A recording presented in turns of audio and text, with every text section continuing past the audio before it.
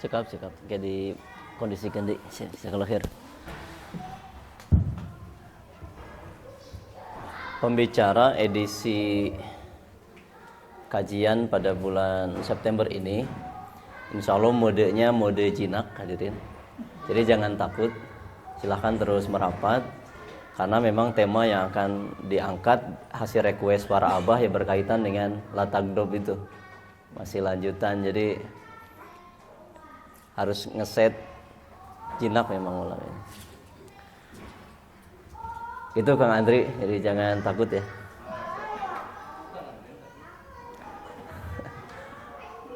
Ini masih kosong kan di sini, kenapa? Kang Fajarudin bisa masuk naik lagi sini. Kan antep Mas Bayu. Kang Andri juga bisa sini lagi nih. Iya. Terus. Soalnya di belakang kita masih ada sekitar 3.000 lagi yang akan hadir. Ya malaikat lah insya Allah. Iya udah penuh parkiran. Boleh jadi yang dari spa juga akan naik ya. Ya.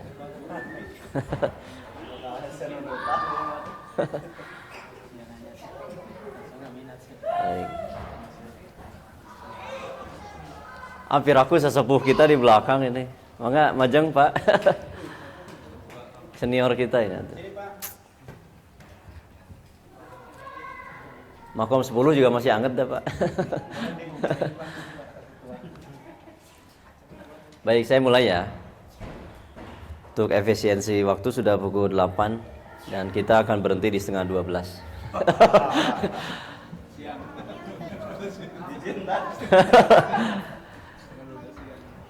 Bismillahirrahmanirrahim. Assalamualaikum warahmatullahi wabarakatuh.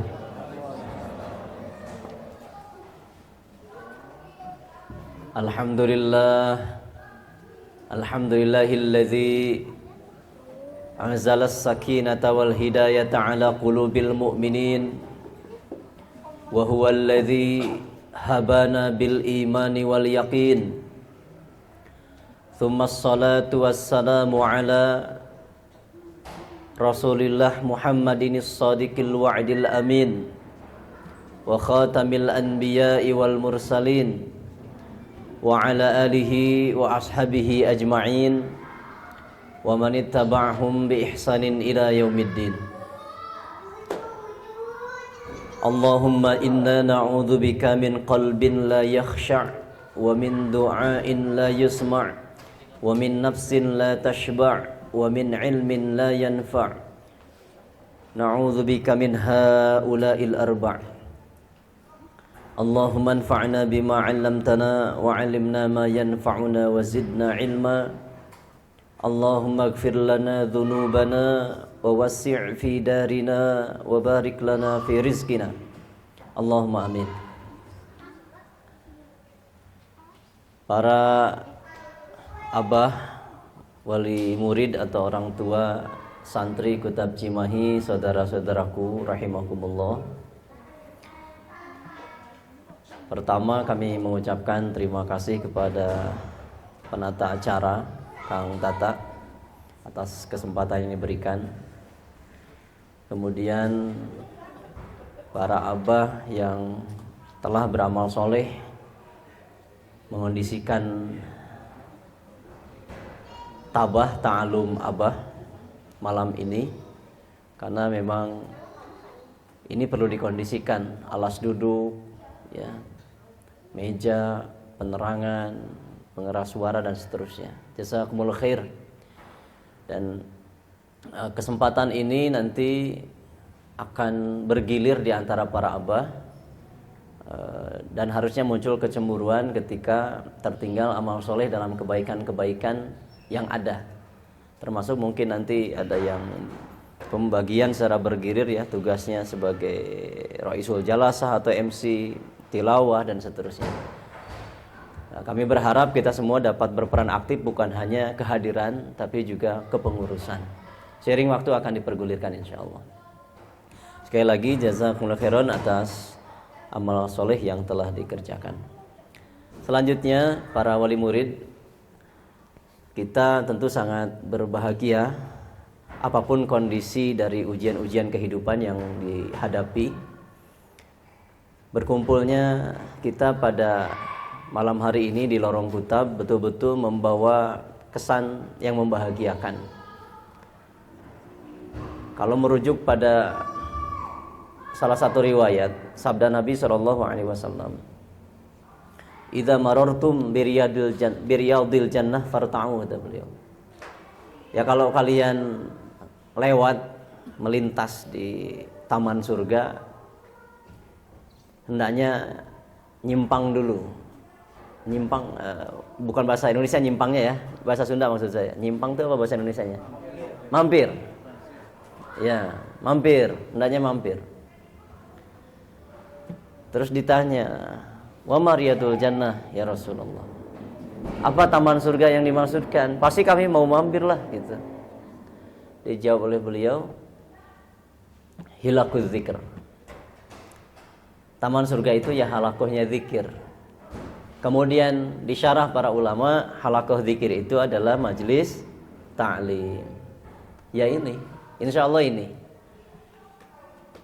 Jangan ragu, ini disebut majelis ta'lim karena di dalamnya kita sebut nama Allah, nama Rasulnya, dibacakan kalamnya, dibacakan hadis Rasulnya. Jadi ini majelis ilmu insya Allah. Nah, kita sekali lagi berbahagia ada pada halakoh ini karena bisa dipastikan ini kita semua sedang mendapatkan taufik dan inayah dari Allah. Jadi ketika seseorang bisa mengerjakan amal solih, maka itu teh disebut dengan taufik. Itu. Kalau hidayahnya itu petunjuk pada kebaikannya. Ketika bisa dikerjakan namanya jadi taufik dan atau inayah. Kita semua saat ini punya niat yang sama, yaitu ingin mengangkat kebodohan, kejahilan, ya, menghilangkan hal itu supaya khususnya peran kita sebagai qawamah khususnya agar ketika kebodohan sirna, kejahilan lenyap, muncullah pribadi-pribadi qawamah yang berilmu. Kalau sudah berilmu, tuntunan berikutnya tinggal mengamalkan. Dan jika ini ideal dikerjakan, ilmu-ilmu yang dipahami, yang dipelajari, dipahami, lalu diamalkan, maka tiap bahtera rumah tangga itu akan menjadi baik. Insya Allah. Kalau setiap rumah tangga itu baik, suami, istri, anak, secara tidak langsung akan berimbas, berdampak pada baiknya suatu umat, bangsa, kaum. Jadi inilah niat kita yang lazim, yang harus sama-sama kita tekadkan, ngangkat kebodohan. Bukan semata-mata karena ada luang waktu atau meluangkan waktu. Bukan semata-mata ini kesempatan juga nyari teman lah gitu. Kebetulan saya orangnya pemalu. Bukan juga muatan-muatan lain. Murni setelah ngaji ini nanti ada teman yang makin akrab dengan kita atau tidak ada urusan. Setelah ngaji nanti ada dapat kebahagiaan kudapan atau tidak, enggak soal gitu. Pulang ngaji nanti ada yang minjemin duit atau enggak gitu, enggak pengaruh.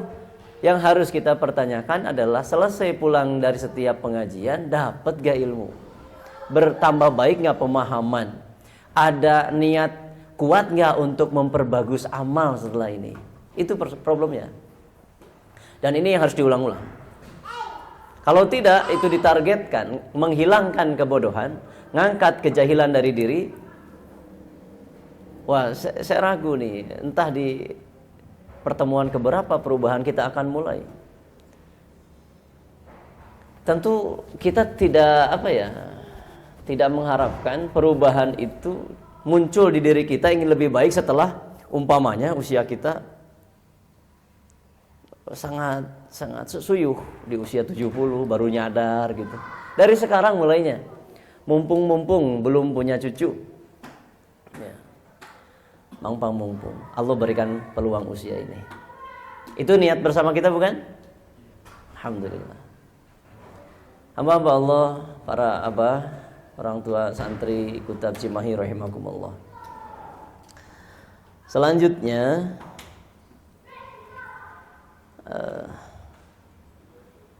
request atau pesan yang sampai pada kami untuk turut serta memakmurkan kajian Abah malam ini adalah masih menyambung tema ngaji bulan lalu. Ya, masih ingat ke temanya apa? Nggak ada yang ingat ya? Baru temanya, belum nanya isinya saya. Hah? Iya kan ada redaksi lengkapnya. Apa coba?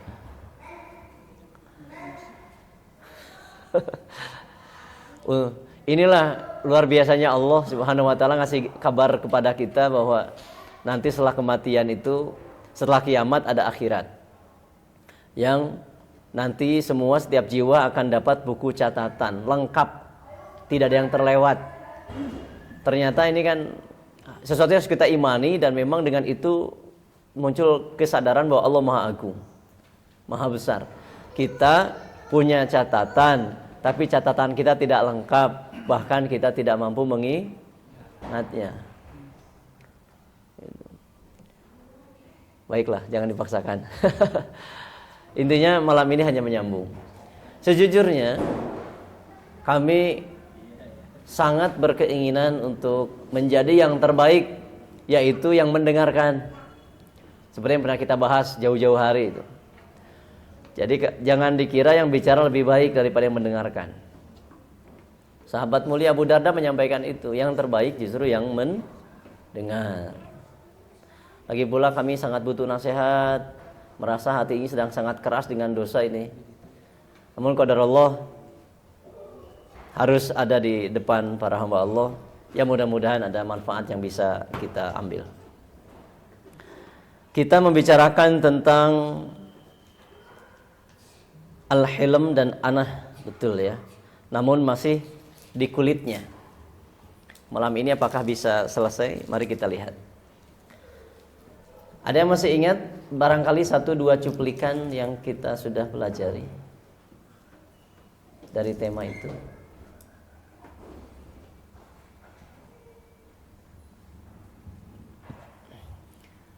Saya usul ke koordinator siwak itu untuk kajian Abah, bisa nggak dimulainya itu kudapan malam bersama pada maghrib gitu. Jadi pada maghrib memang sunnah Nabi juga makan. Jangan sampai makan setelah Isya. Itu dari sisi kesehatan juga tidak mendukung.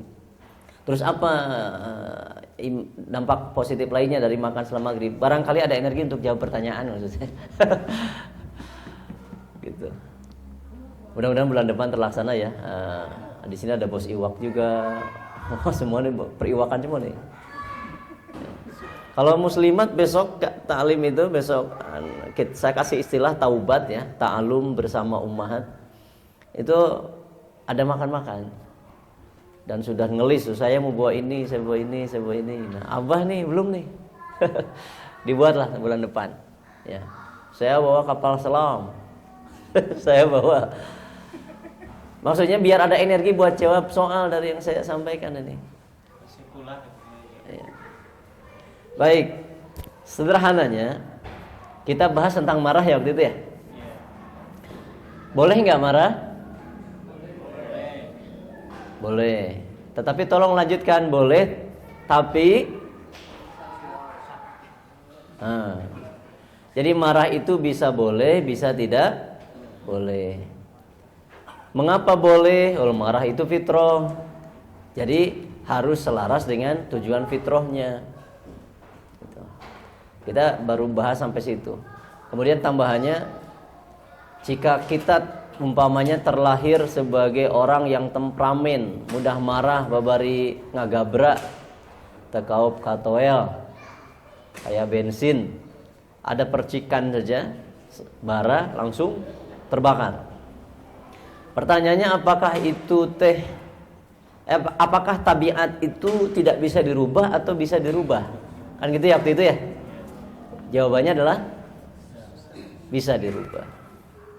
Jadi jangan lagi ada yang mengatakan, ada saya mah sudah begini dari sananya, baik itu masalah marah, baik masalah-masalah yang lain. Jadi jangan pernah melegitimasi, mencari pembenaran atas hal buruk, karena itu bisa dirubah. Gitu. Bisa dirubah. Nah, malam ini mari kita tuntaskan. Sebelum bicara komprehensif saya kira ya, karena rujukannya insya Allah dari kitab para ulama. Kita tuntaskan dulu masalah marahnya, karena ini masih berkaitan. Ada tambahan dari kitab Ihya Ulumuddin Imam Al-Ghazali Abu Hamid rahimahullah. Beliau mengelompokkan atau memisahkan marah itu kepada 3 tingkatan. Jadi marah itu ternyata ada berapa tingkatan? 3 kata Imam Ghazali. Marah yang pertama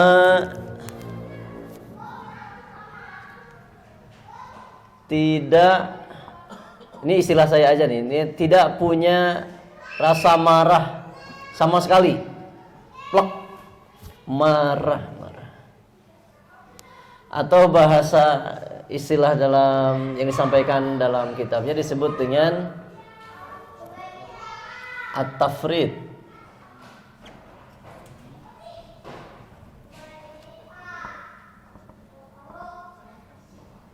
Ini yang istilah pertama.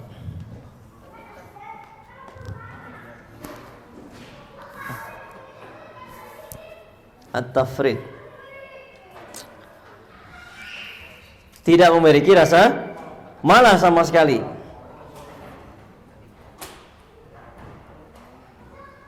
Kira-kira menurut Anda bagus tidak? Gak punya rasa marah. Mobilnya ketubruk orang lain, gak marah gitu. Bagus tidak?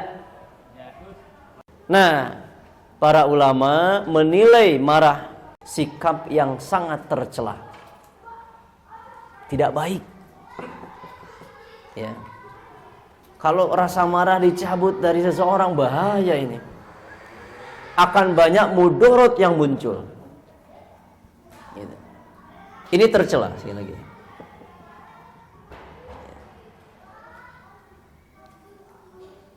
Jadi kalau seseorang telah kehilangan nomor 1 ini, maka dia kehilangan kekuatan dan harga diri, dan akhirnya menjadi lemah, sehingga pada saat dibutuhkan marahnya nggak keluar. Nah, marah tipe ini, orang yang tipe ini oleh Imam Syafi'i disebut himar, kedelai, keledai. Keledai. Apa kata Imam Syafi'i? Begini kata beliau, faqad warada 'anir Rabi' yaqulu, ini dari murid beliau ya, Rabi bin Sulaiman. Ia berkata, sami'tu asy-Syafi'i, aku mendengar guru saya berkata, Imam Syafi'i ini rahimahullah, yaqulu, manis tughdiba falam yaghdab fahuwa himarun.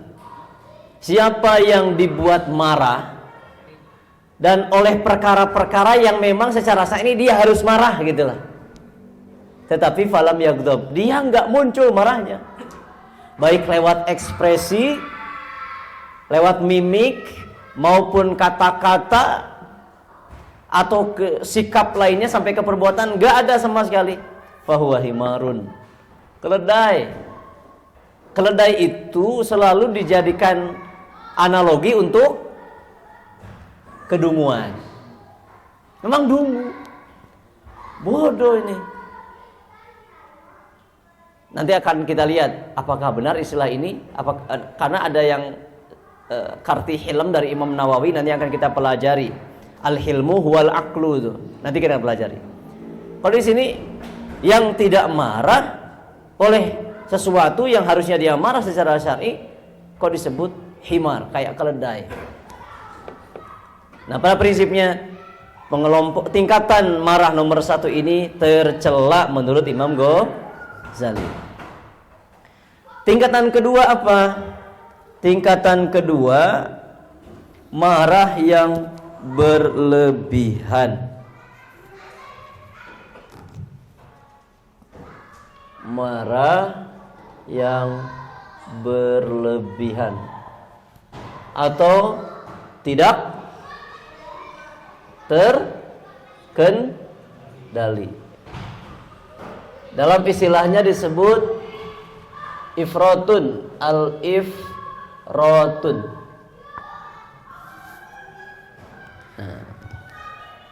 Tidak terkendali sampai hilang akal.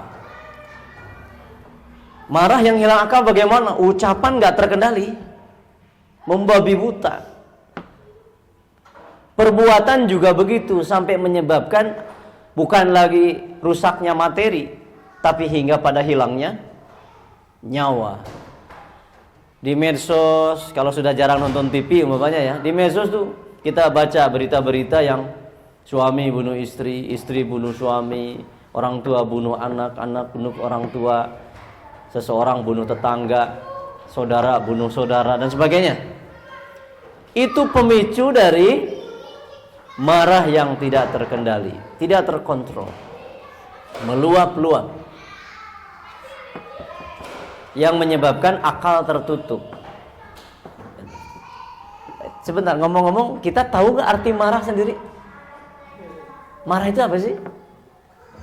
Dari bulan lalu kita bahas marah. Marah dalam bahasa kita apa sih artinya? Itu tidak detail arti marah. Saya selalu rangsang guru-guru untuk menambah kosakata mereka itu, karena memang penting menguasai kosakata dan memahami setiap word. Karena apalagi mereka terlibat di dunia pendidikan, kosakata mereka tidak boleh terbatas. Karena setiap kalimat ada likulli makomin makolun gitu. Setiap tempat ada katanya. Dan setiap kata ada tempatnya. Apa cukup dengan marah itu apa? Emosi, apa cukup dengan itu? Kan tidak. Coba marah itu apa? Pakai fasilitas yang Anda punya tuh. Karena marah banyak versinya. Ada menurut KBBI, ada menurut pakar psikologi, ada menurut dan lain-lain, termasuk menurut para ulama. Secara umum kira-kira apa ya marah itu? Coba ada yang berani bantu. Apa itu marah? Jangan kita berbahasa Indonesia tidak mengartikan ma huwa ghadab umpamanya. Terus dicari dalam Lisanul Arab ghadab itu apa? Enggak, ini bahasa Indonesia saja. Marah itu apa? Ayo. Ya. Kang Yana. Emosi yang tidak bisa ditahan. Emosi yang tidak bisa ditahan.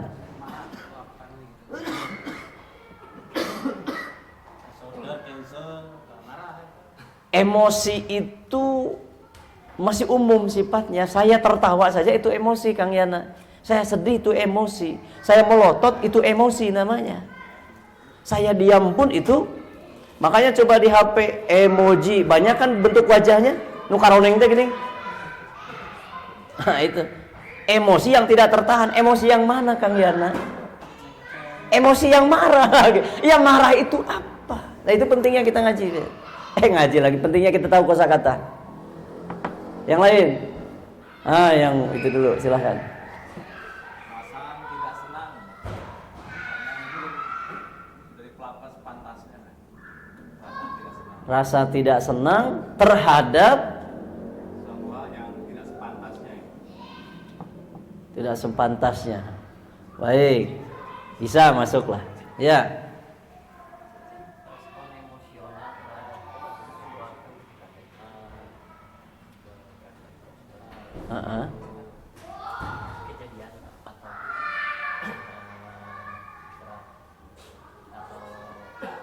respon emosional yang kuat terhadap suatu peristiwa yang kan gitu, yang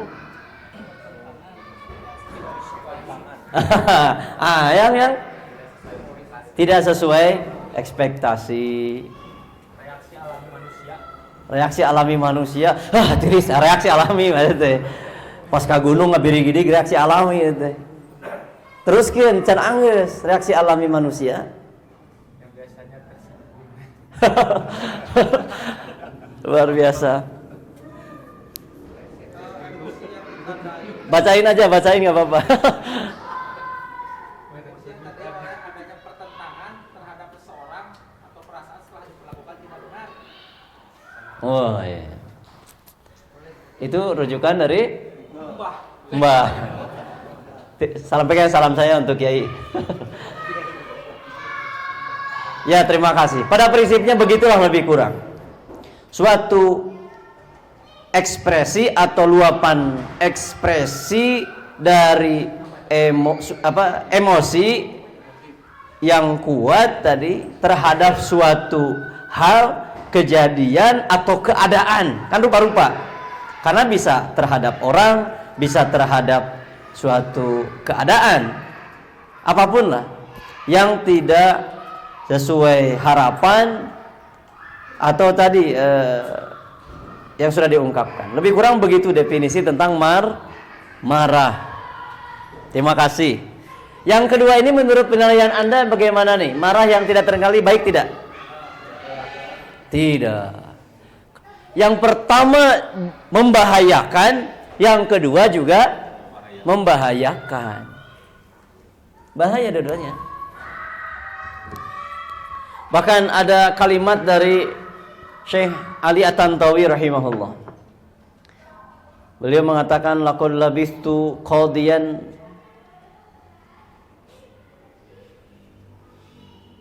aku telah menjadi hakim selama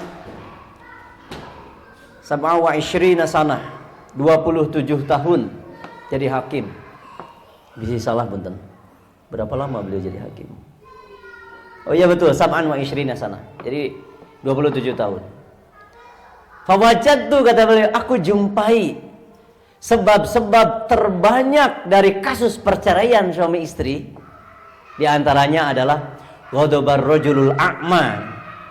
Kalimatnya, kasus perceraian terbanyak suami istri yang saya hadapi selama jadi hakim 27 tahun adalah marahnya laki-laki yang membabi buta. Apakah hanya laki-laki? Tidak. Perempuan bagaimana? Wa jawabul mar'atil ahmaq. Dan ngocehnya perempuan bodoh secara bodoh. Nerleng. Rombeng teuing.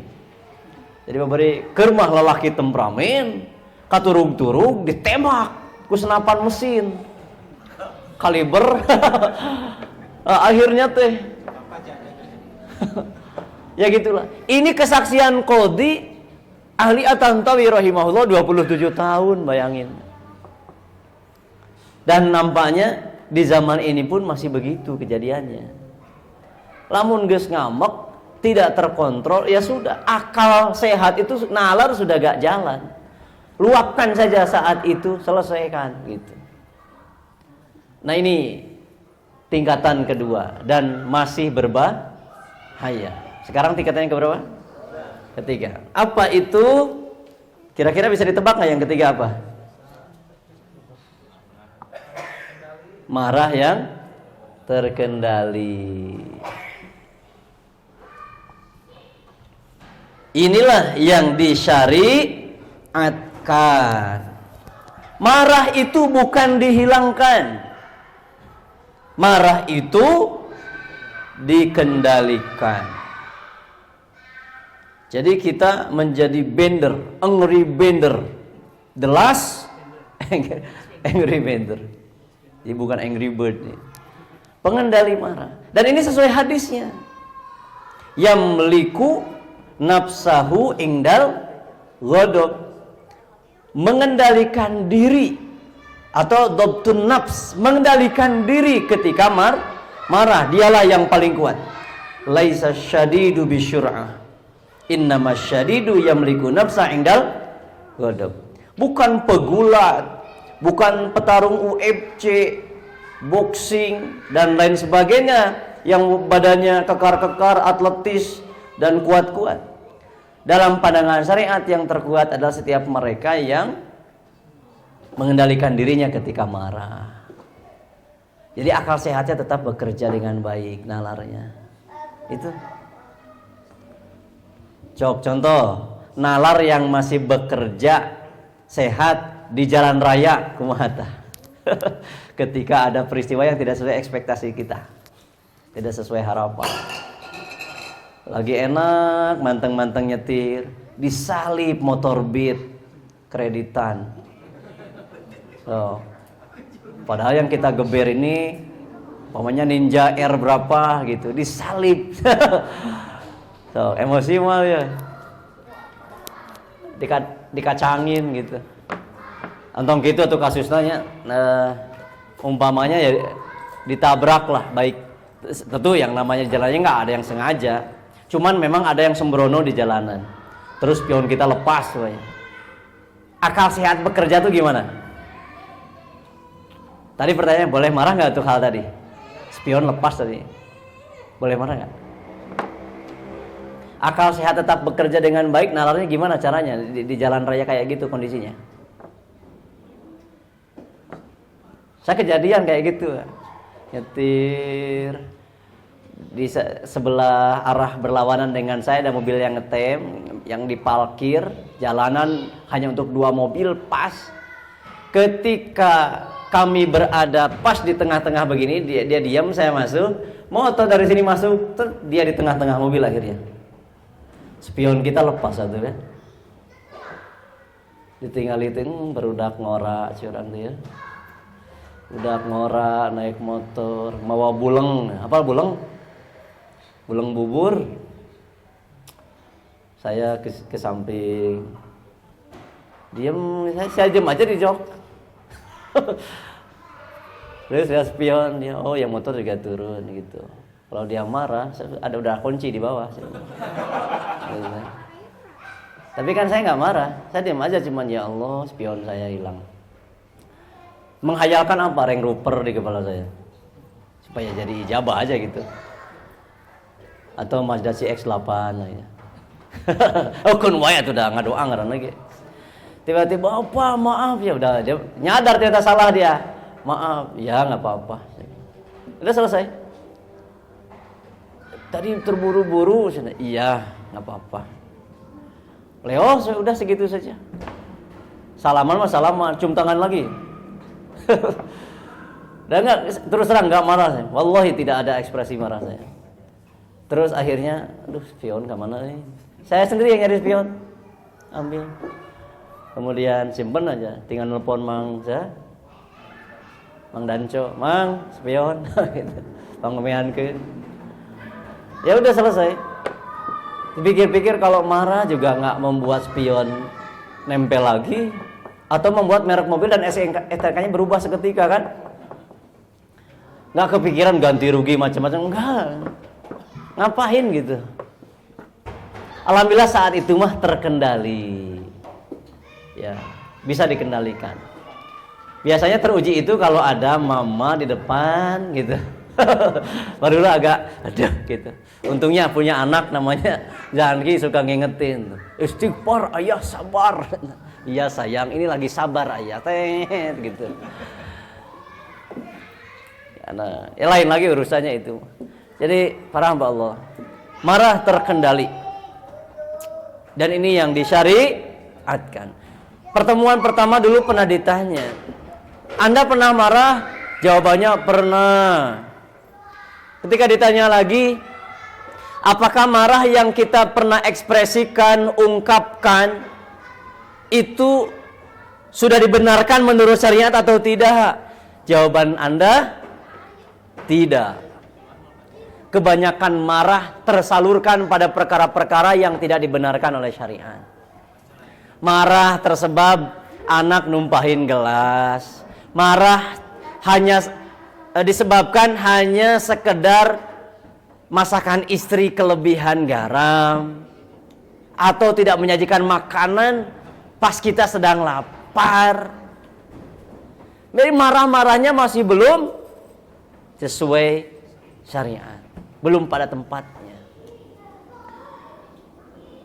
Ini bagian daripada bahasan tazkiyatun nufus saya kira, di mana materi tazkiyatun nufus yang diinginkan besok oleh ummahat tuh.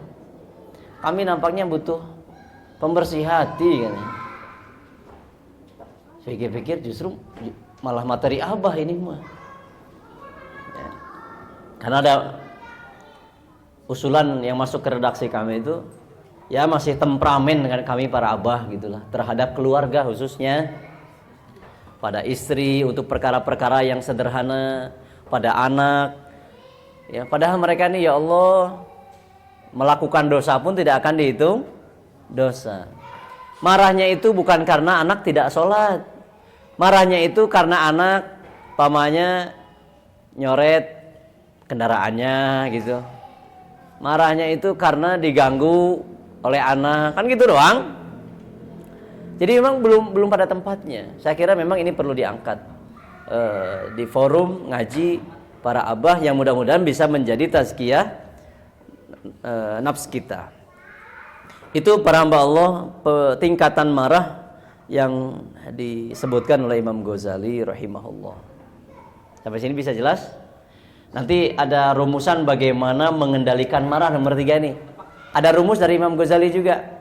Dan rumusnya cuma 2. Rumus atau rahasia atau tips cara mengendalikan marah supaya terkontrol. Itu nanti di sisa waktu saja kita bahas.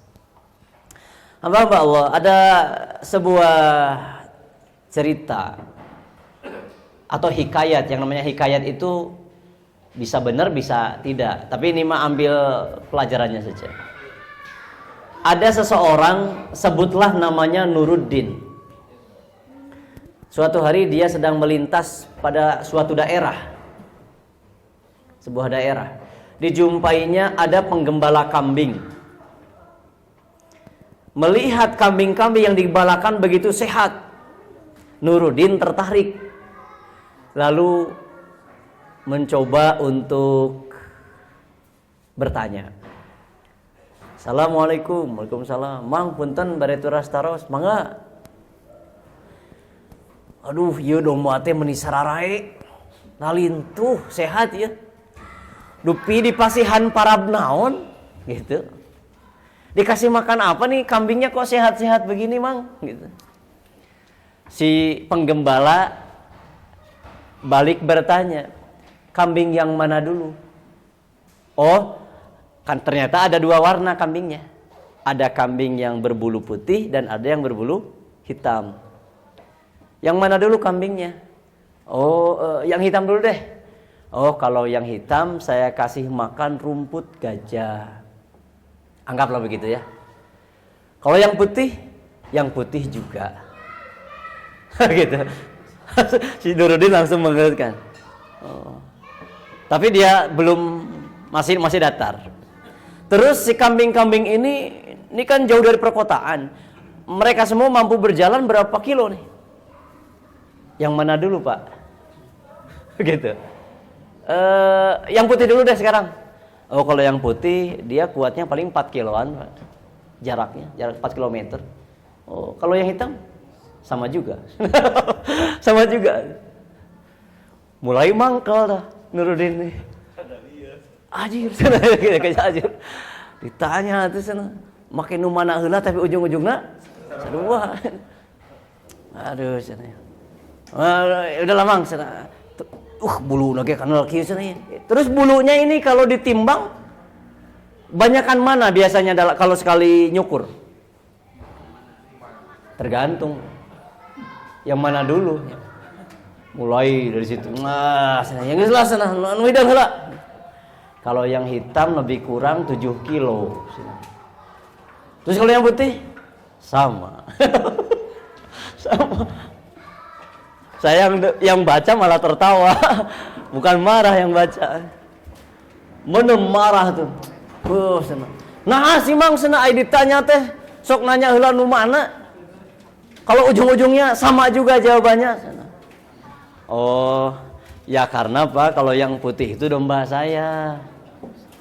Baru nurunin, oh, punten atuh saya tadi emosi, punten. Saya nggak tahu kalau yang putih itu memang rupanya domba ini terbagi-bagi gitu. Jadi yang putih punya Anda, iya. Kalau yang hitam sama. Bayangkan kalau Anda menemukan orang kayak gini, sore kumaha. Mungkin pas ngantri di sebuah loket gitu ya, CS-nya itu kadang bikin. Ya, apapun dalam kehidupan itu bisa terjadi. Bisa dari istri, bisa dari anak, bisa dari tetangga. Lagi-lagi di sini diperlukan sosok pribadi yang kategori ketiga. Mampu mengontrol emosi, marah. Dan jumlah ini masih sedikit. Para wali murid Gutat Jimah ini sedang berlatih untuk hal itu insya Allah. Pokoknya nanti di lapangan seiring waktu, di antara penduduk Jawa Barat, Cimahi lebih sempit lagi, dan Bandung Barat atau Bandung Kota, mereka penduduk yang paling tenang adalah wali murid Kitab Cimahi insya Allah. Kenapa? Karena belajar, nambah ilmu dan amal. Karena ilmu dan amal ini adalah tips untuk mengontrol emosi. Nanti rinciannya ada, ilmu apa, amalnya apa. Tapi ilmu dan amal ini menjadi pengendali untuk marah, sehingga membuat pemiliknya tetap tenang dalam kondisi apapun. Fisiknya tenang, hatinya tenang, akal nalarnya tetap jalan. Gitu. Makanya dalam syariat orang yang marah sehingga marahnya ini di nomor kedua, ketika dia menalak istrinya, talaknya tidak sah karena sudah menghilangkan nalar. Tapi kalau marah, nalak tapi dia sadar dengan konsekuensi ucapannya, ya tetap sah. Gitu. Jadi yang betul-betul, apa betul kemarin waktu marah saya nolak kamu? Nah, itulah. Benar-benar nggak nyadar. Gitu. Memangnya ada yang kayak gitu? Ada, saking benar-benar tertutup, majnun karena marah itu. Hamba-hamba Allah rahimakumullah. Masalah pengendalian marah ini, yang ketiga ini, dalam istilah syariat yang lain disebut dengan al-hilmu. Disebut apa? Al-hilmu. Nah ini sudah masuk nih. Jadi untuk masuk ke kata al-hilmu butuh pengantar sampai 2 bulan. Namanya apa? Al-hilmu. Nanti plusnya ada di sini. Al-anatu. Hal ini didasarkan kepada sabda Nabi SAW, riwayat Imam Muslim dari Abdullah ibnu Abbas radhiyallahu anhuma. Hadis panjangnya silakan para abah baca saja nanti di Sahih Muslim ya. Rasulullah bersabda, "Inna fika khaslataini yuhibbuhumallah." Sesungguhnya pada dirimu di sini beliau bersabda kepada sahabat yang namanya Asyaj Abdul Qais. Ya. Sesungguhnya pada dirimu itu ada 2 perangai yang yuhibbuhumallah, dicintai oleh Allah. Apa itu? Al-hilmu wal anatu, hilm dan anah. Sampai sahabat ini bertanya lagi dalam riwayat yang lain, "Ya Rasulullah, apakah sifat tadi itu baru ada di saya baru-baru ini atau sudah semenjak lama?" Nabi menjawab, bahkan sudah semenjak lama. Boleh jadi hilm dan anah di sahabat Asyad Abdul Qais ini itu sifat mulia yang sifatnya itu sudah apa ya, turunan, sudah apa sih istilah lainnya, bawaan.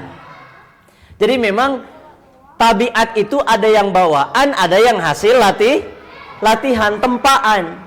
Kalau kata Tan Malaka itu terbentur. Hasil tempaan, latihan terus-menerus, riyadhah. Jadi namanya itu pembiasaan. Ya. Seperti yang disampaikan para sahabat yang lain, Abdullah bin Mas'ud contohnya. Wa'awwiduhumul khairat, biasakan anak kalian itu kebaikan. Fa innal khaira adatun. Karena kebaikan itu adalah dibiasakan. Jadi, nah ini al-hilm. Ternyata dua sifat ini disebut Nabi SAW sebagai suatu sifat mulia dan dicintai Allah. Khususnya al-hilm nih, mengendalikan marah. Yuk kita lebih jauh ke definisi al-hilmu yang sudah coba kami susun, mudah-mudahan ini bisa mencerahkan. Kami rangkumkan beberapa sekitar 4 definisi dari beberapa sumber, khususnya dari para ulama.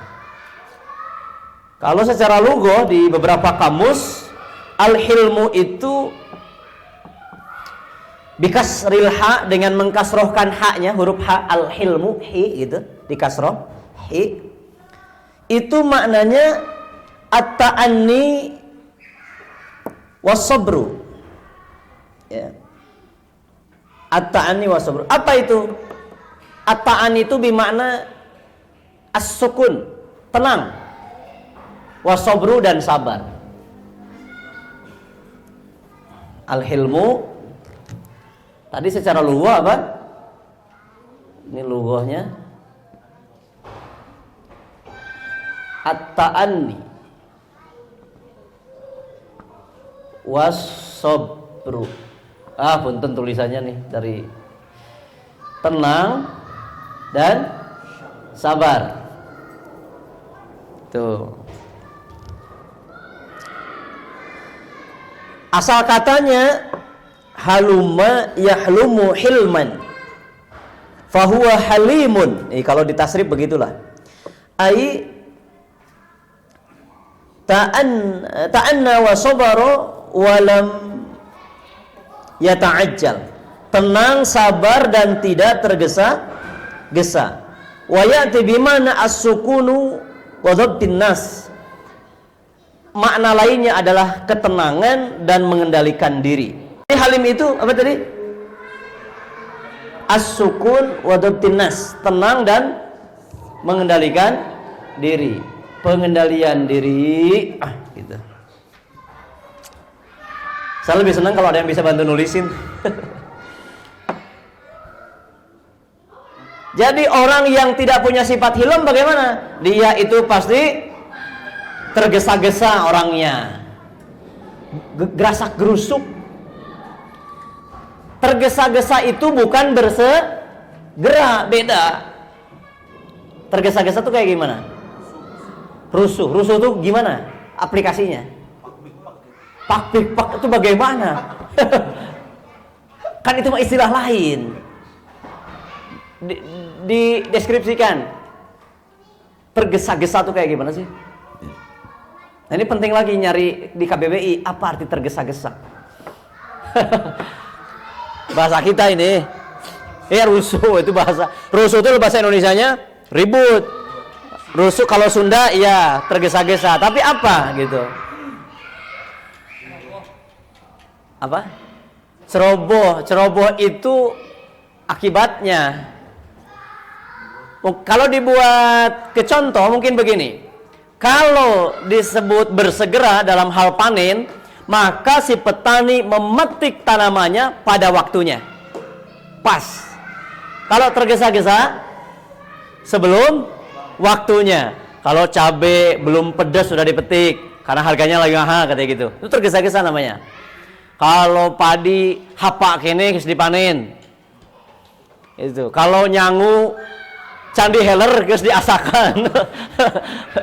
Itu tergesa-gesa namanya. Gigih kene geus diuapkeun seperti makom 4. Makom berapa tuh? Makom 3. Gigih kene geus diuapkeun.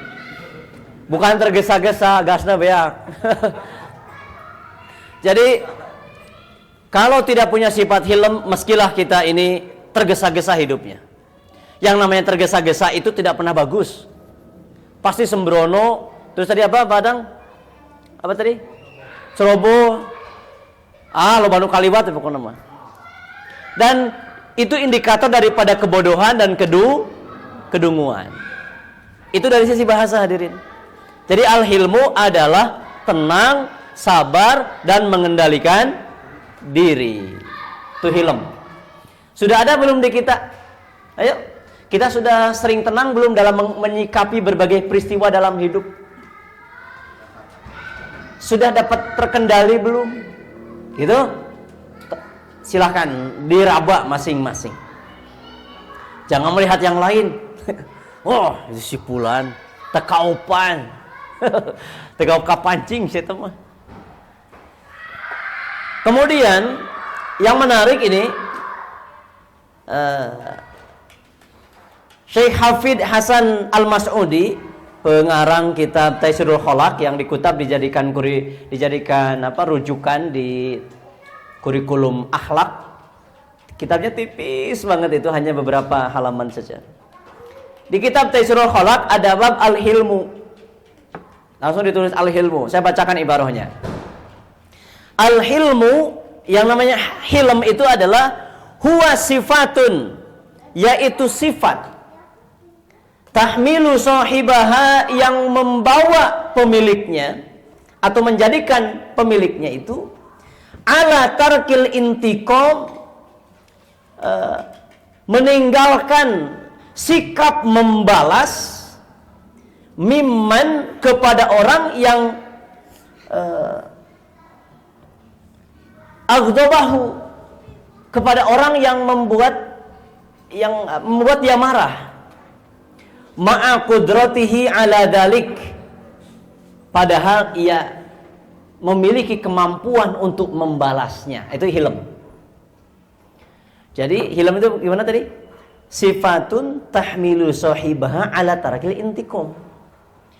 Sifat yang membuat pemiliknya ini, membuat si pemiliknya menghindarkan pemiliknya, menjauhkan pemiliknya dari perbuatan membalas perbuatan orang lain yang membuatnya marah, padahal ia sanggup membalasnya. Wah, gagah ya. Ketika kita punya kemampuan, punya kesempatan untuk balas, dia tidak balas. Nah, itu hilm namanya. Nanti kita lihat aplikasi real di kehidupan Nabi, kehidupan tabi'in, dan tentunya Allah Subhanahu wa taala. Karena Allah juga punya sifat halimun di Asmaul Husnanya tuh. Mari kita lihat nanti aplikasi Allah bersifat hilm pada hamba-hambanya. Bayangin kalau Allah nggak punya sifat ini, ngeri hadirin. Ya. Itu menurut kitab Taisirul Khalaq. Sifat yang membuat pemiliknya ini terhindar dari membalas perbuatan buruk orang lain yang membuatnya marah, padahal ia sanggup untuk membalas. Gitu. Itu al-hilm tuh. Ya. Mari kita tambahkan referensi yang lain. Imam An-Nawawi ini bisa dilacak di syarah Sahih Muslim, ya. Di syarah Sahih Muslim.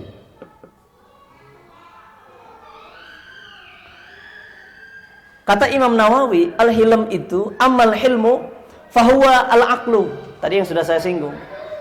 Hilm itu yang ketiga, yang kedua tadi apa yang kedua?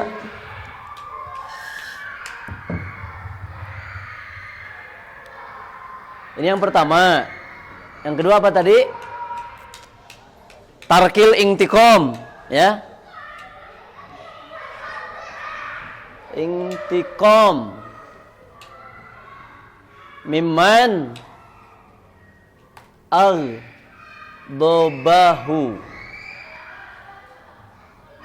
ma'a qudrati ma'a qudratihi ala dalik, dan seterusnya ya. Itu yang kedua. Yang ketiga, menurut siapa tadi? Imam Nawawi, al-hilmu huwal aqlu.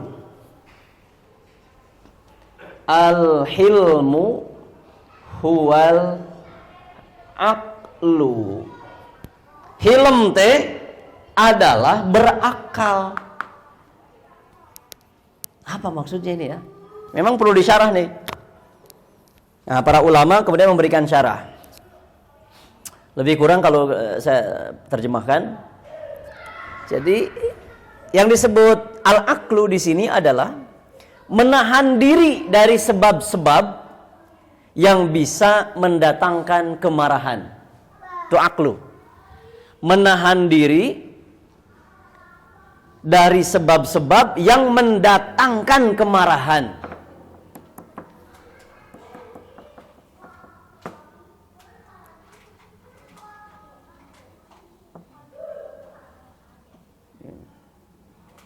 Jadi sangat wajar kalau orang tidak punya hilm disebut bodoh, disebut dungu, karena memang akalnya tidak ada.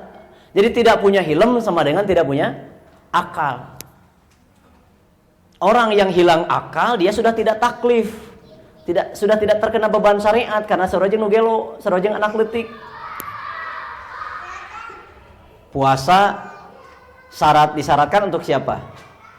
Islam, balik, berakal, kan gitu. Sholat juga begitu. Jadi akal nalar ini penting.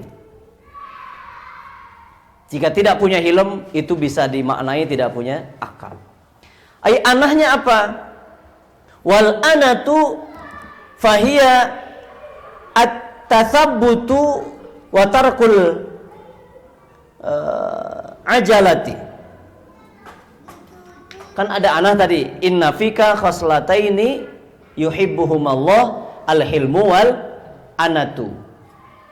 Kalau al-hilm adalah menahan diri dari sebab-sebab yang bisa apa tadi? Memicu, mendatangkan kemarahan. Kalau al-anah adalah at-tathabutu. At-tathabutu itu, tathabut ini level yang berada di atas tabayun. Ya ayyuhalladzina amanu in ja'akum fasikum binaba'in fatabayyanu. Kalau datang suatu berita, tabayun dong. Ternyata ada yang levelnya lebih tinggi dari tabayun, yaitu tathabut. Itu. Jadi apa tathabut? Ini makna dari al-anah. Al-anah itu adalah tathabut dan watar kul ajalati, meninggalkan ketergesa-gesaan. Jadi sebetulnya hampir mirip nih antara al-hilm dengan anah, namun sangat berbeda. Nanti di kesimpulan lihat bedanya nanti ya. Jadi tasabut itu lebih kepada sikap hati-hati, tidak segera menjudge, tidak segera menghukumi sebelum data faktanya lengkap.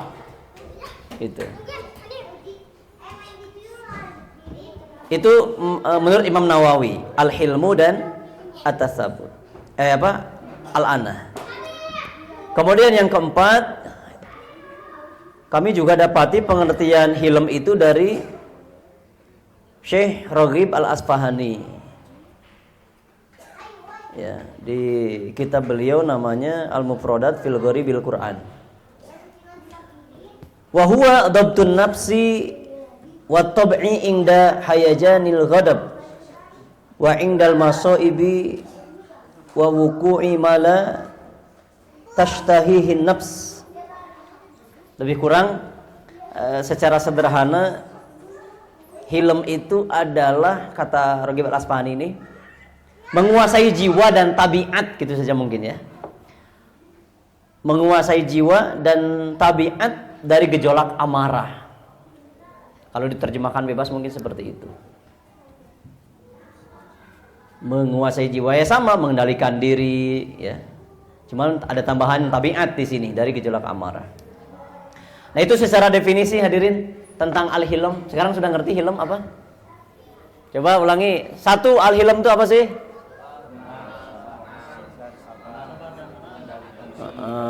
Dua, hilm itu apa sih? Oh, betul. 3 hilm itu apa sih? Hmm. 4 hilm itu apa sih? Ya. Bisa ada yang merangkum dari keempat definisi tadi, dari masukan-masukan tadi, bisa dirangkum nggak berdasarkan perspektif kita? Hilm itu apa sih?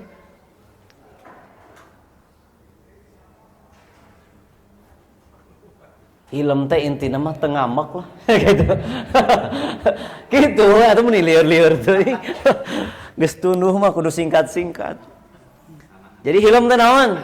Tong ngambekan, tong babari ngambek. Gitu. Nah, iya. Beda. Namun saya bantu kita untuk, saya juga bisa menyimpulkan sendiri. Namun saya lebih tenang kalau disandarkan pada ulama, diantaranya dari Syekh Alawi As-Saqaf. Ibarahnya panjang, lebih kurang beginilah. Jadi hilm itu kesimpulannya, seseorang yang mampu menahan dirinya ketika marah, ya, dan tidak membalas padahal ia mampu kuasa untuk membalas. Jadi mampu menahan dirinya dari amarah ketika marah dan tidak melakukan pembalasan ketika dia kuasa untuk membalas. Itu al-hilm. Kesimpulannya begitu. Kalau al-anah apa? Tidak tergesa-gesa dan tidak terburu-buru dalam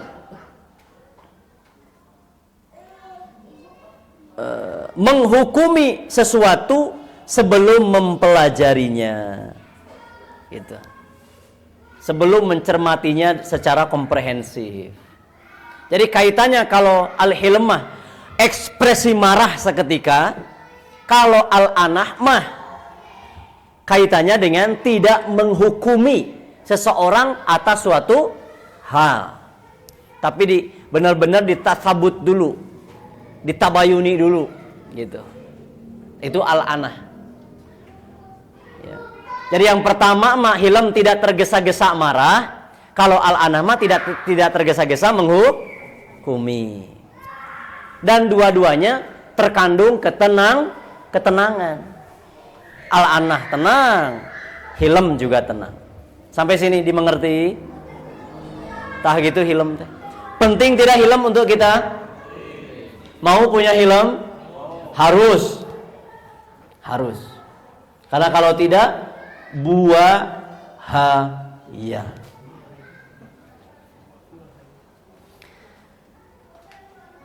Ngomong-ngomong, contoh hilm ini bagaimana? Sebelum kita bicara keutamaan dan cara mendapatkan sifat al-hilm. Kan ingin, mau tadi dan harus, bahkan kumaha sih carana boga al-hilm? Harus nih, harus sampai itu ngajinya. Ngomong-ngomong nih, bagaimana aplikasi hilm nih? Ya, pertama dari Allah Subhanahu wa taala terlebih dahulu. Jadi pengamalan sifat al-hilm nih dan al-anah. Dalam Asmaul Husna, Allah Jalla wa Ala memiliki sifat al-halim. Al-halimu. Halim juga al-hilm sama. Karena Allah memiliki sifat al-halim, maka Allah Jalla wa'ala tidak tergesa-gesa mengadab hambanya yang berbuat dosa, yang membuat Allah marah.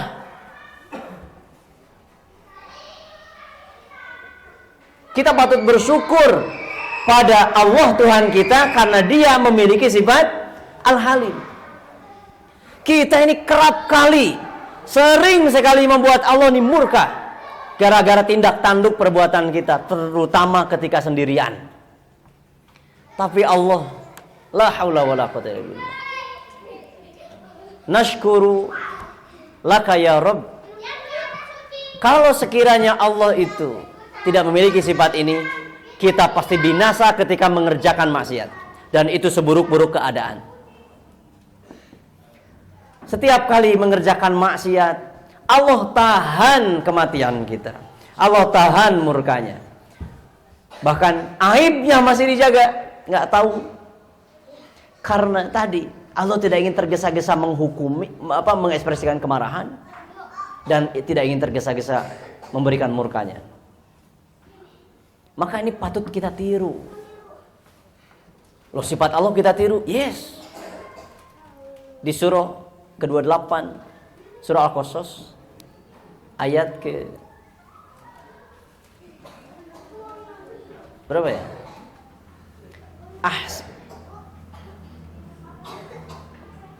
Wa ahsin kama ahsanallahu ilaik. Dan berbuat baiklah sebagaimana Allah telah berbuat baik padamu.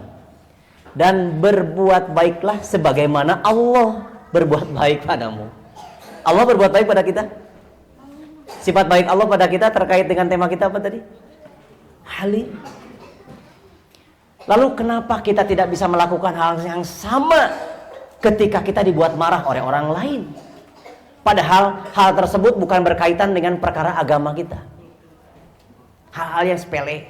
Tapi kenapa mudah sekali kita tersulut, bahkan memberikan balasan melebihi batas kadar pemicu marah itu sendiri. Ayo kita tiru apa yang Allah Jalla wa'ala jadikan pada dirinya, sifat Al-Halim. Contoh konkret lainnya dari Rasulullah Sallallahu Alaihi Wasallam sebagai qudwah dan uswah utama kita. Apa yang para hadirin ketahui dari sifat halim Rasulullah? Boleh silakan bantu saya sambil istirahat sejenak. Apa contohnya? Sifat halim Nabi. Ini mumpung momen Rabiul Awal nih. Momen yang harus kita jadikan lebih intensif mengenalkan Rasul pada anak-anak kita, menumbuhkan kecintaan. Jangan-jangan kita sendiri masih nggak kenal beliau. Pada ribuan tahun yang lalu ada sosok yang sudah menyebut saudara padahal nggak pernah menjumpainya. Mencintai kita gitu dengan sebenar-benar kecintaan, tidak ingin kita celaka. Azizun alaihi ma'anittum harisun alaikum bil mu'minina raufur rahim huwa Rasulullah. La haula wala quwwata. Beliau tulus cintanya. Namun sayangnya beliau bertepuk sebelah tangan. Kita baca sholawat aja di hari Jumat, bahkan seminggu sekali pun. Sayang cintanya ya, yang begitu tulus dan luar biasa. Menjanjikan syafaatul uzma, tapi kok cintanya bertepuk sebelah tangan. Beliau punya keluarga, istri-istri, anak-anak, cucu-cucu, menantu-menantu, bahkan sahabat yang loyal. Namun hanya kita yang disebut-sebut oleh beliau. Meskipun tadi gak bertepuk sebelah tangan nampaknya beliau. Ya dialah Rasulullah. Itu bagaimana aplikasi cinta beliau, halim beliau di kehidupan nyata? Ada yang tahu?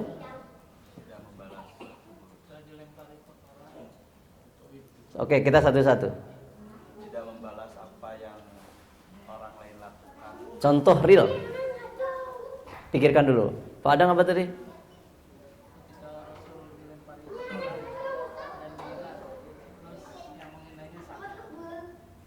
Itu balasan bukan, Pak? Yang menghinanya? Sakit itu bukan balasan dari Rasul. Singgering, manis singgering, bukan gitu ya? Nggak ada riwayat Rasul ngutuk ya. Baik. Rasul sering melewati rumah wanita tua yang sering meludahi. Sering meludahi Rasulullah. Tiap pagi meludahi suatu saat ketika Rasul sudah wafat.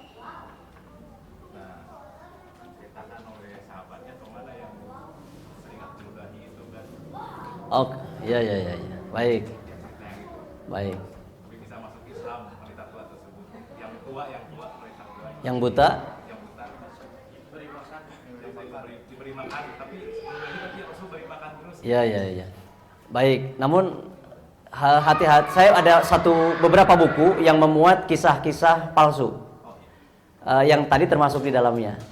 Jadi nanti ke anak-anak kita Para guru juga saya sering briefing tuh hati-hati kalau nyeleksi kisah. Karena ada kisah-kisah fiktif. Nah, kalau diterjemahkan ke bahasa Indonesia tuh nanti mungkin bisa googling juga buku atau PDF ya kisah-kisah fiktif Rasulullah gitu, tentang Rasulullah. Nanti akan muncul dah. Termasuk perahu yang dibakar oleh Tariq bin Ziyad. Itu fiktif juga tuh. Banyak kisah-kisah fiktif. Itu tidak ada asal. La aslalahu kalau dalam bahasa riwayat.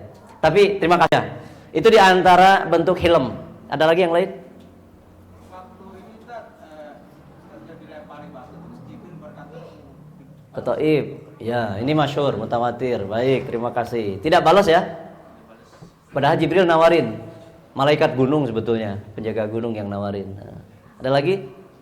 Kalau yang itu kan pada saat dikucilkan Dikucilkan. apa nggak boleh ber apa, Boykot. ya Heeh. pak gitu jadi tidak membalasnya. Itu kan Ada mereka balas deh kerja boykot. benar maksudnya ketika udah Oh, ketika sudah bebasnya. Bahkan ketika sudah Fathul Mekah. Saya tambahin ya. Terima kasih Kang Yana, good. kalau yang pernah terpanah giginya gitu. Heeh. Termasuk yang kisah yang ini enggak sampai Ka- darahnya sampai jangan sampai darah Rasul itu ngalir ke tanah. Oh iya. Menahan darahnya gitu. Sebetulnya kalau kondisinya sedang peperangan, kita nggak bisa sebut ini. Karena kalau peperangan kan boleh membalas. Iya. Berarti kita harus cari sesuatu padanan yang tidak dalam kondisi perang. Bahkan kalau perang harus marah. Harus marah kalau perang. Sorry, perang teh. Cabok. Kamu kok nggak balas? Aku ridho saudaraku. Kayaknya tadi Ya gimana? ketika kalau seandainya darah itu menetes ke tanah gitu. Oh ya, terus Nabi tahan supaya tidak jadi adab ya. Darah yang itu. Oh baik, terima kasih. Ya. Saat datang kemudian Aisyah belum menyediakan, tidak ada makanan, ya udah ngajak saum aja. Oh pas dari masjid pulang nanyain Aisyah ada makanan gak hari ini? Nggak ada ya Rasulullah. Ya sudah aku saum. Al-hilm. Ya betul. Bukan hanya perlakuan orang lain. Ini istri bener ini disinggung. Makasih. Ya luar biasa. Jawaban yang diberikan tadi tepat. Itu sikap al-hilm, tidak terpancing. Bahkan tadi betul hingga sampai tidak menginginkan ada murka dari Allah karena menyakiti Nabi utusannya. Ada contoh lain, ini banyak sekali kalau digali ya, sangat banyak betul. Di riwayat-riwayat yang sahih. Suatu hari, kelompok Yahudi ini datang ke rumah Nabi. Dan Nabi kebetulan sedang di rumah Aisyah, jadwalnya di Aisyah. Pas di depan rumah Nabi itu, si Yahudi langsung ngolok-ngolok, ngebully pakai kalimat. Celaka kamu Muhammad gitu. Aisyah kan gak terima. Nabi dan Rasulnya itu yang diejek. Aisyah balik melontarkan, kalian yang celaka. Gitu. Aisyah namanya juga. Aisyah. Kata Nabi, Aisyah, jangan begitu. Gak boleh mencela Rasulullah. Gitu. Ya Rasulullah, apa kamu tidak mendengar ucapan mereka tadi? Mereka menghujatmu. Mereka mengucapkan kalimat-kalimat untuk kecelakaanmu. Aisyah, apa kamu tidak mendengarku? Ya, kalimatnya menarik sekali. Ya Rasulullah, apa kamu tidak mendengar ucapan mereka? Rasul malah menjawab, Aisyah, apa kamu tidak mendengarku? Ngerti nggak maksudnya? Dialog tingkat tinggi nih hadirin. Dengan penuh ketenangan, apa kamu tidak mendengarku? Ucapan mereka sudah kujawab dengan ucapan yang menyelamatkan. Mereka mendapatkan dan ucapanku telah dikabul sementara ucapan mereka tidak dikabul. Gitu maksudnya. Bayangkan, ini akhlak tertinggi. Bukan begini, bojo aing ngadukung euy. Nggak gitu. Halus nih, hantam nih. Ngopi heula. Gorwah nu lain. Gorwah nu lain. Ya, maksudnya istri-istri yang lain keroyok kagok Yahudi. Atau bahkan nyuruh sahabat. Beakeun nih kagok. Enggak. Ini bukan momen untuk peperangan. Bukan. Ada orang Baduy kencing di masjid. Para sahabat kan, waduh, ini hayang kencing berjamaah untuk nyiram dia gitu. Karena kencing di masjid, di dalam masjid, ke tembok. Masjid Nabi pernah dikencing itu. Tapi kata Nabi, jangan. Diam. Biarkan dia sampai selesai hajatnya. Setelah beres hajat, udah, tolong ambilkan air untuk dibasuh. Tidak nyuruh orang yang kencing membasuhnya. Dibasuh oleh Nabi. Baru setelah itu diajari orang tadi. Kenapa? Karena boleh jadi orang yang kencing tidak tahu. Orang tidak tahu gak boleh dimarahin. Ya, gitu. Kesalahan anak juga ada 3. 1 karena ketidaktahuan. 2 ketidakpahaman. 3, masih ingat gak guru-guru apa? Kesalahan anak itu yang ketiga adalah, aduh lupa yang ketiga. Ketiga-tiganya gak boleh ada marah. Salah karena tidak tahu, harus dikasih tahu. Kalau tidak paham, dikasih paham. Tapi cara ngasih pahamnya, sini biar bapak kasih paham kamu. Bukan begitu kasih pahamnya. Kasih paham lewat pendidikan. Nggak ada ngasih tahu dengan tongkat, dengan asbak, sendal karpil, sapu lidi, tiang listrik. Nggak ada, hadirin. Dan banyak kisah-kisah lain lah, di mana Rasulullah mengaplikasikan al-hilm. Dan memang beliau teladan utama. Sekarang bayangkan Anda jika Anda ini tokoh, kemudian atau bukan tokoh publik sekalipun, Anda umpamanya kaya, bisa membayar seseorang untuk jadi bodyguard, pengawal pribadi. Di kehidupan nyata di luar rumah, umpamanya kita tersenggol atau apapun, lalu bodyguard kita ingin belain kita dan mengintimidasi yang membuat kita tidak nyaman. Apakah Anda setuju begitu? Kita didupak batur, terus algojo kita, pengawal-pengawal kita terus mengintimidasi yang ngadupak kurang tadi. Ngadupak bahasa Indonesia naon atuh, bingung saya. Menyenggol. Mungkin kan dengan bangga dan agak muncul ujub di situ, sombong juga tuh. Hati-hati ya, lain kalau jalan masih mending. Orang-orang ini nggak saya suruh habisin kamu. Wah, ada gagah. Sabut. Gagah, kau si film-film gini. Umar bin Abdul Aziz, yang Hasan Al-Basri memasukkan beliau ke Khalifah Rashidah kelima di bawah Ali bin Abi Thalib. Ya Robbi, al-hilmnya ini. Masuk masjid untuk persiapan sholat subuh. Pada masanya kan belum ada lampu kayak kita. Kalaupun damar harus dimatikan karena memang tidak ada kegiatan yang memerlukan lampu, meski dimatikan. Kayak kakek buyutnya persis. Umar bin Khattab, Amir Mu'minin, saya ada perlu. Oh ya, silahkan masuk ke rumah. Ini keperluannya apa nih? Keperluan pribadi atau keperluan terkait dengan keumatan? Pribadi. Damar ditiup, penting.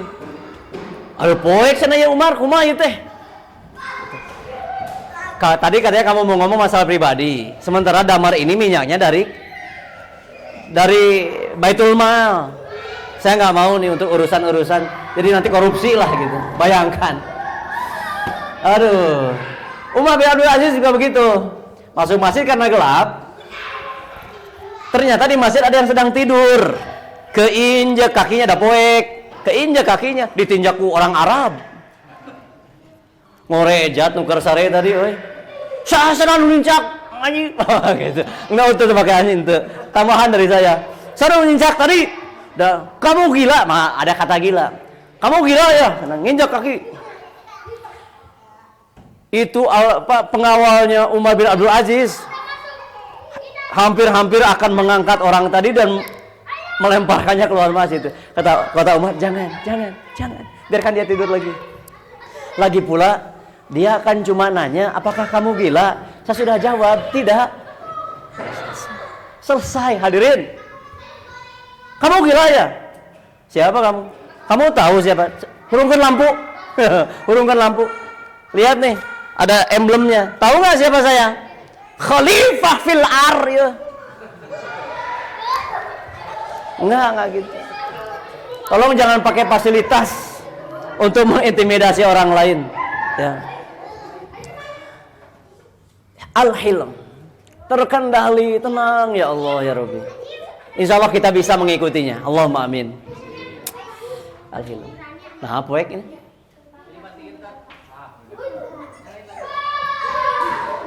Anak-anakku, tolong kondisikan mereka. Kalau bisa ada di tengah-tengah kita malah meni.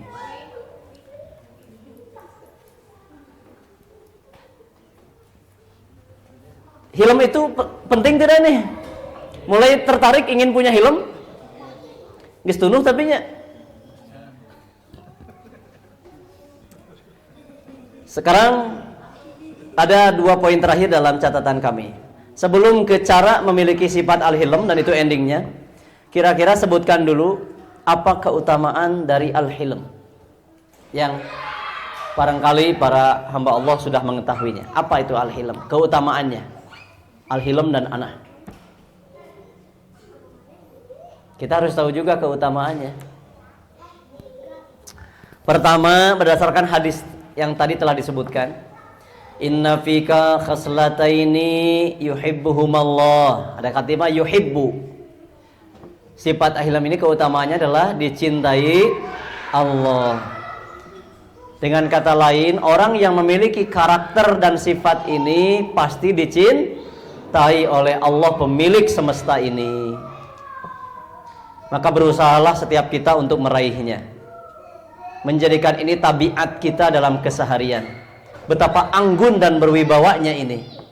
Diamnya saja sudah waduh, penuh karisma. Kedua, ini mudah-mudahan tidak keliru ya, ini bahasa kami saja, menghadirkan ketenangan. Menghadirkan ketenangan. Ada beberapa ibarah ini dari para ulama dan dari sebagian salaf. Ma ahsanal iman bizinatil ilmi. Betapa indahnya iman jika dihiasi ilmu. Wa ma ahsanal ilm bizinatil amal. Betapa indahnya ilmu jika dihiasi oleh amal. Dan betapa indahnya amal jika dihiasi dengan arifku, kelembutan. Dan tidak ada yang lebih indah ya.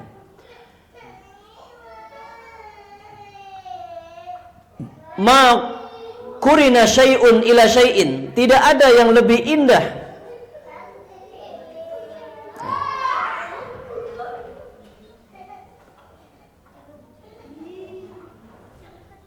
ahsanu min ilmin ila hilmin.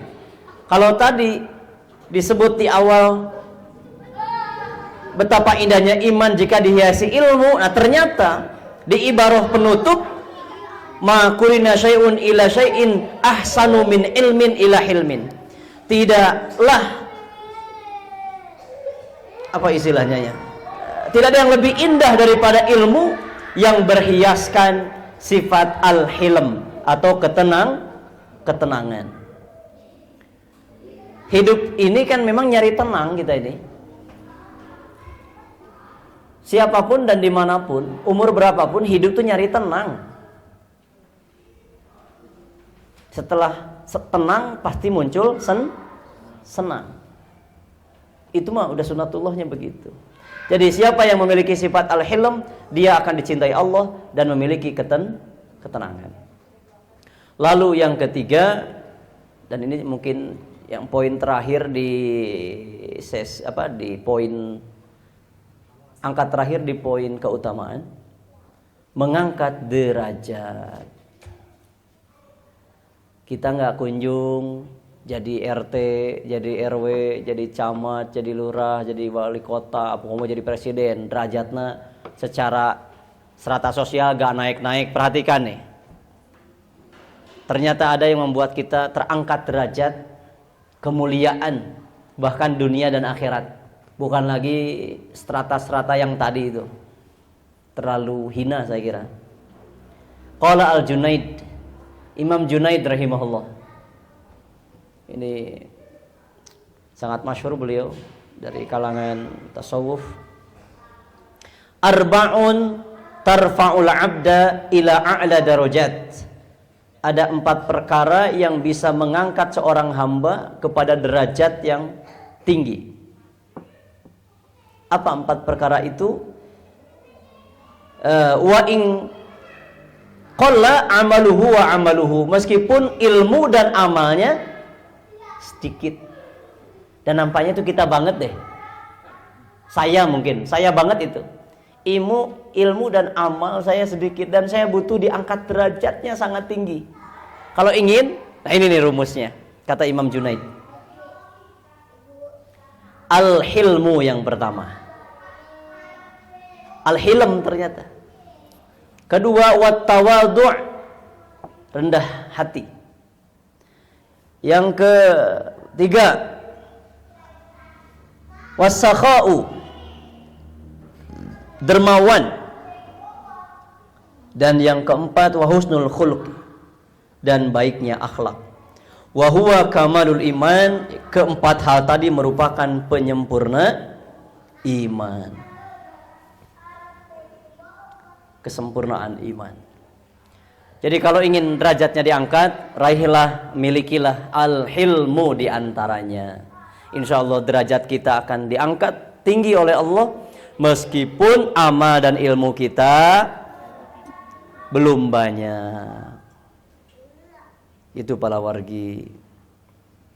Terakhir, bagaimana cara atau tips agar kita bisa memiliki sifat al-hilm dan al-anah? Kira-kira bagaimana tipsnya? Gimana Kang Tata? Terus belajar. Nah, sahih. Pertama, dari hadis nih. Nanti kira-kira simpulkan ya.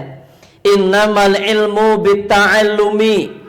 Sesungguhnya ilmu itu didapat dengan ta'allum, belajar.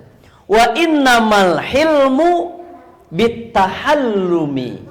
Sesungguhnya hilm itu didapat dengan tahallum.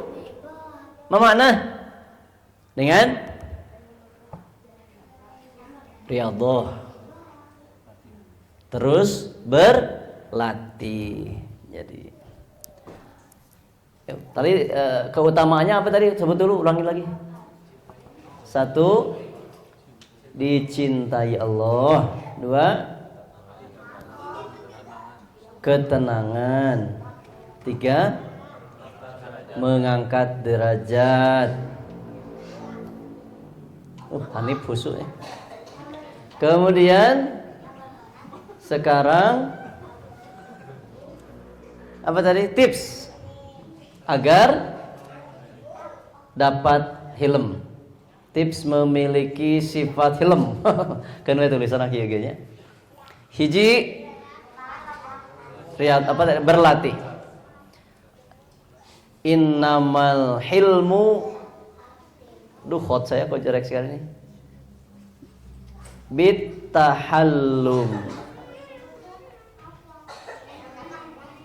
Sesungguhnya hilm ini didapat dengan terus-menerus berlatih. Maksudnya gimana? Apakah saya harus terus-menerus nyari orang yang kira-kira bikin saya marah atau gimana nih? Ya, enggak gitu juga konsepnya. Artinya dalam keseharian pasti kita akan bersentuhan dengan perkara-perkara yang boleh jadi. Nah, di situ berlatihnya. Ketika nanti ada yang nyerobot antrian, ingat tahallum. Tapi sambil mengingatkan yang nyerobot tadi, mangka tukang. Mangka tukang. Cukup ya, saya sedang tahallum, jangan mancing-mancing. Oke? Mau maksudnya apa ya gitu. Kamu bari jeung nyiap bedil mah ya, Bang Pestol gitu. Siapa abdi? Ayah beliau? Oh izin. Siun mau bedil gitu. Mau obat beliau. Kedua, dengan berlatih nih. Kata Rasulullah selanjutnya, man yataharral khaira yu'tahu. Siapa yang berusaha untuk mendapat kebaikan, Allah akan memberikannya. Wa man yattaqis syarr yuqahu. Siapa yang menghindari keburukan, Allah akan jauhkan dia. Yang kedua adalah Sifat al-hilm ini